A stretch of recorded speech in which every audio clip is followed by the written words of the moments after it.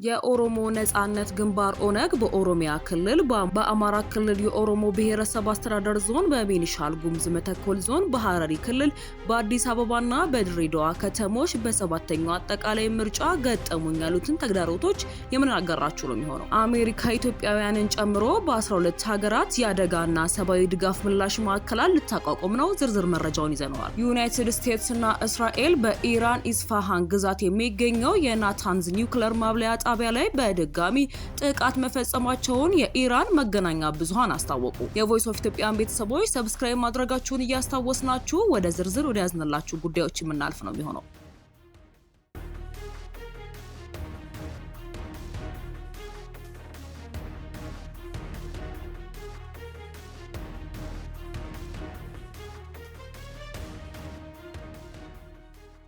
ከተመሰረተ 53 ዓመታት ግድም ያስቆጠረው አንጋፋው ፓርቲ የኦሮሞ ነጻነት ግንባር ወይንም ኦነግ የመጀመሪያው የምርጫ ተሳትፎ በሚሆንለት በዘንድሮ ሰባተኛ ጠቅላላ ምርጫ ለመሳተፍ አስፈላጊዎቹን ቅድመ ዝግጅቶች እያጋባደደ እንደሚገኝ አመላክቷል። ኦነግ በአማራ ክልል ኦሮሞ ብሔረሰብ አስተዳደር ዞን፣ በቤኒሻል ጉሙዝ ክልል መተከል ዞን፣ በመላው የኦሮሚያና ሐረሪ ክልሎች እንዲሁም በሁለቱ ከተማ መስተዳደሮች አዲስ አበባና ድሬዳዋ በምርጫው ተሳትፎ ለማድረግ 163 እጩዎችን ለምርጫ ቦርድ አቅርቧል።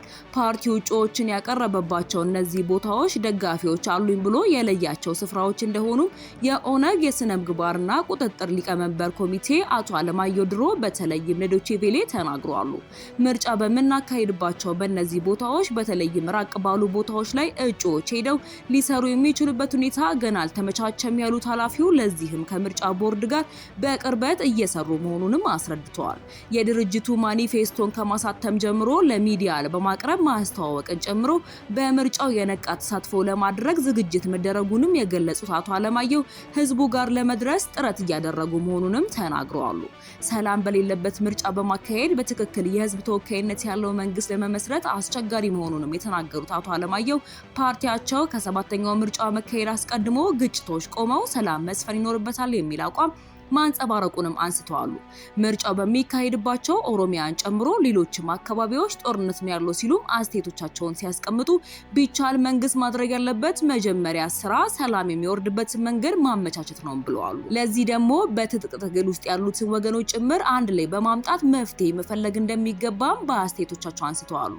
ያ ሲሆን ሰላማዊ ምርጫ በማድረግ ለህዝብም ሆነ ለአስተማማኝ መንግስት መመስረት ይቻላል በማለት አሁን ፓርቲያቸው በምርጫ እየተሳተፈ ያለው የምርጫ ሁኔታ ስላለ ሳይሆን በሰላማዊ መንገድ እንደሚታገል ፓርቲ ለህዝቡ ለመቅረብ ብቸኛው መንገድ በዚህ ምርጫ በመሳተፍ መሆኑን በማመን ነው ሲሉ ከምርጫው አስቀድሞ የሚስተዋሉ የፖለቲካውን አውድና ምህዳሩ አስቸጋሪ መሆኑንም አብራርተዋል።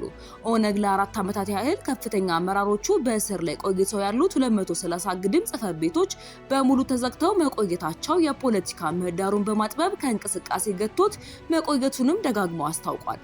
አሁንም ቢሆን ካለፈው ሰኔ ወር ጀምሮ ጉለሌ ያለው ዋና ቢሮ ብቻ ተከፍቶ አገልግሎት ላይ መሆኑን የጠቆሙት የፓርቲው ስነ ምግባርና ቁጥጥር ሊቀመንበሩ አቶ አለማየሁ ድሮ በአንድ በኩል የፖለቲካ ምህዳሩ በሌላ በኩል ደግሞ የጸጥታ ሁኔታ ተግዳሮት በሆነበት ሁኔታ ውስጥ ምርጫ ላይ እየተሳተፉ እንዳልሆኑም ገልጸዋል። እንደ አዲስ አበባ ባሉ አካባቢዎች ሻል ያለው ሰላም ይዞታ መኖሩን ገምግመናል በማለት በዲፕሎማቶችና በኢትዮጵያ ምርጫ ቦርድ ምርጫ ለማካሄድ አስቸኳይ ናቸው ተብሎ በተለያዩ ቦታዎች ሁሉ ስጋትም እያለ እጩዎች ማስመዝገባቸውንም አመላክተዋል። እስካሁን ድረስ በመገናኛ ብዙሃን ወጥተው ፕሮግራሞቻቸውን ከማሳወቅ የዘለለ እንብዛም ወደ ምርጫ ቅስቀሳ አለመገባቱንም የገለጹት ኃላፊው ከዚህ በኋላ በአካል መሄድ በሚቻልባቸው አካባቢዎች ላይ በአካል በመገኘትና በማይቻልባቸው ቦታዎች ላይ ደግሞ በርቀትም ሆነ ቴክኖሎጂን በመጠቀም የምረጡኝ ቅስቀሳ እንደሚያደርጉም ጠቁመዋል። በኢትዮጵያ ምርጫ ቦርድ መርሃ ግብር መሰረት ለሰባተኛው አጠቃላይ ምርጫ ግንቦት 24 2018 ድምጽ ይሰጣል። የቮይስ ኦፍ ኢትዮጵያን ቤተሰቦች ዳግም ሰብስክራይብ ማድረጋችሁን እያስታወስናችሁ ወደ ቀጣዩ መረጃ እንሻገራለን። ዩናይትድ ስቴትስ የኢትዮጵያ ዋና ከተማ አዲስ አበባን ጨምሮ የኬንያን መዲና ናይሮቢን በ12 ከተሞች የአደጋና ሰብአዊ ድጋፍ ምላሽ ቀጠናዊ ማዕከላት ልታቋቁም ነው። ማዕከላቱ አዲስ በተፈጠረው የአደጋና ሰብአዊ ድጋፍ ምላሽ ቢሮ ጥላ ስር የሚቋቋሙ ናቸው። ሪያን ሽሬም የሚመሩት ቢሮ በአሜሪካ ውጭ ጉዳይ ሚኒስቴር ስር የሚገኝ ሲሆን ከፈረሰው የዩናይትድ ስቴትስ ዓለም አቀፍ የልማት ኤጀንሲ ስራዎች የተወሰኑትን ያከናውናል። የአሜሪካ መንግስት ለድንገተኛ አደጋዎችና በውጭ ሀገራት ለሚከሰቱ ከፍተኛ ትኩረት የሚሹ ውስብስብ ውስብስብ ሰብአዊ ሁኔታዎች የሚሰጠውን ምላሽ የማስተባበር ኃላፊነት የተጣለበት ቢሮ ስራ መጀመሩ ይፋ የተደረገው አርብ ዕለት መጋቢት 11 2018 ዓ.ም ነበር። ቢሮ በምግብና ዋስትና አመጋገብ እንዲሁም የረጅም ጊዜ ከፍተኛ ተጽዕኖ ያላቸው የግብርና ምርምርና ፈጠራ አጋርነቶች ላይ የአሜሪካ መንግስት ፖሊሲ ላይ የተመሰረተ አመራር እንደሚሰጥ በድረ-ገጹ የሰፈረ መረጃ ይጠቁማል። አዲሱ ቢሮ መቀመጫውን በዋሽንግተን ዲሲ የሚያደርግ ሲሆን 200 ገደማ ሰራተኞች የሚኖሩት የአሜሪካ የውጭ ጉዳይ መስሪያ ቤት አርብ ዕለት አስታውቋል። ይሁንና የዕለት ተዕለት ስራዎቹ የሚከናወኑት በአፍሪካ፣ አውሮፓ፣ ላቲን አሜሪካና እስያ የሚቋቋመው ቀጠናዊ ማዕከላት አማካኝነት ይሆናል። ማዕከላቱ በአፍሪካ የኢትዮጵያ ዋና ከተማ አዲስ አበባን ጨምሮ በ3 ሀገራት ይቋቋማሉ። የኬንያዋ ናይሮቢና የሴኔጋል መዲና ዳካር የአሜሪካ የአደጋ የሰብአዊ ድጋፍ ምላሽ ማዕከላት የሚቋቋሙባቸው የአፍሪካ ከተሞች ናቸው። በዩናይትድ ስቴትስ የምትገኘው ሚያሚ፣ የኮሎምቢያዋ ቦጎታ፣ የጓታሚላ መዲና ጓታሚላ ሲቲ፣ የዶሚኒካን ሪፐብሊክ ዋና ከተማ ሳንቶ ዶሚንጎ ማዕከላት እንደሚቋቋሙባቸው ተመርጠዋል። ከዩክሬን ዋና ከተማ ኪየቭ፣ የዮርዳኖስ መዲና አማን፣ የባንግላዴሿ ዳካና የፊሊፒንስ ዋና ከተማ ማኒላ ከ12ቱ መካከል እንደሆኑ ሮይተርስ እና አሶሺየትድ ፕሬስ ዘግበዋል። የዶናልድ ትራምፕ አስተዳደር የአሜሪካ መንግስት ለበርካታ ዓመታት ሰብአዊ እርዳታ ሲያቀርብበት የቆየውን ዩናይትድ ስቴትስ ዓለም አቀፍ የልማት ኤጀንሲ ወይም USAID በመዝጋቱ ከፍተኛ ትችት ሲቀርብበት ቆይቷል። የአደጋና ሰብአዊ ድጋፍ ምላሽ ጉዳዮች ላይ ብቻ የሚያተኩረው አዲሱ ቢሮ ሁሉንም የውጭ እርዳታ ጉዳይ በበላይነት የሚመራ ትልቅ ቢሮ አካል ነው። የፕሬዝዳንት ዶናልድ ትራምፕ አስተዳደር እንደ ከባቢ አየር ለውጥና የማህበራዊ ፍትህ ያሉ ጉዳዮችን ጨምሮ የሚመደበውን ገንዘብ በከፍተኛ ሁኔታ ቀንሷል። ይሁንና ባለፈው ዓመት በተባበሩ መንግስታት ስር ለሚገኘው የሰብአዊ እርዳታ ማስተባበሪያ ቢሮ $2 ቢሊዮን እንደደጎመም ገልጾ ነበር። ወደ መጨረሻው ዘገባችን ስንሻገር ዩናይትድ ስቴትስ እና እስራኤል በኢራን ኢስፋሃን ግዛት የሚገኘው የናታንዝ የኒውክሌር ማብለያ ጣቢያ ላይ በድጋሚ ጥቃት መፈጸማቸውን የኢራን መገናኛ ብዙሃን አስታወቁ። ጥቃቱን ተከትሎ እስካሁን የሾለከ የራዲዮ አክቲቭ ጨረር አለመኖሩንና በአካባቢው ነዋሪዎች ላይም ጉዳት አለመድረሱ ታውቋል። የዓለም አቀፉ የኒውክሌር ተቆጣጣሪ ድርጅት በኒውክሌር ማብለያ ጣቢያው ጥቃት መፈጸሙን ከኢራን ባለስልጣናት መረጃ እንደደረሰው በኤክስ ገጹ ላይ ገልጿል። እስካሁን ያፈተለከ የኒውክሌር ጨረር እንደሌለ በመግለጽም ሁኔታውን የተከታተለው እንደሆነ አመላክቷል።